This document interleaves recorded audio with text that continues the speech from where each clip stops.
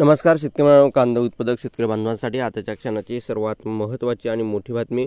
कांदा उत्पादक शेतकऱ्यांना बसणार फटका आणि या ठिकाणी बड्या कंपन्यांचा होणार फायदा.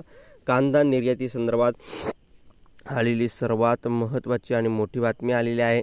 शेवटपर्यंत नक्कीच बघावी. नंतर तुमचं मत प्रतिक्रिया त्या संदर्भात काय आहे नक्कीच कमेंटच्या माध्यमातून मांडू शकता. चला तर मित्रांनो, सुरुवात करतो आहे.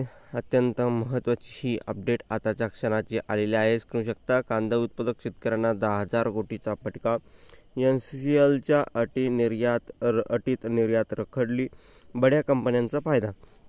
बघू शकता स्क्रीनवरती गेल्या 6 महिन्यामध्ये कांद्यावर वाढत्या सरकारी हस्तक्षेपामुळे शेतकऱ्यांचे सुमारे 10,000 कोटी रुपयाचे नुकसान झाले आहे. शेतकऱ्यांना वाढता रोष बघता केंद्र सरकारने बांगलादेशला 50,000 टन कांदा आणि UAEला 14,000 टन कांदा निर्यातीला परवानगी दिली. त्याची अधिसूचना काढली, पण त्याचा फायदा शेतकऱ्यांना मात्र मिळाला नाही, कारण कांद्याच्या तटपुंजा निर्यातीला परवानगी देण्यात आली आहे. मात्र ही निर्यात NCL मार्फत या ठिकाणी केली जाणार आहे. मिळालेल्या माहितीनुसार NCL कांदा निर्यातीसाठी टेंडर काढणार असून फार्मर प्रोड्युसर कंपनी, छोटे व्यापारी यांच्या मार्फत निर्यात करणार आहे. मात्र NCLच्या या ठिकाणी बघितलं शेतकऱ्यांना जाचक अटीमुळे निर्यात सुकर होण्याची शक्यता कमीच आहे.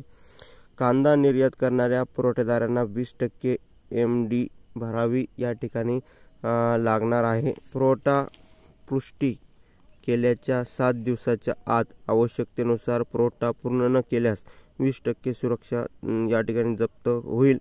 फार्मर प्रोड्युसर कंपन्यांचा निर्यात निविदा भरताना या ठिकाणी इम्पोर्ट एक्सपोर्ट लायसन, GST प्रमाणपत्र, FSMI लायसन आदी या ठिकाणी कागदपत्रांची पूर्तता केल्यावरच या प्रक्रियेला सहभागी होता येणार आहे.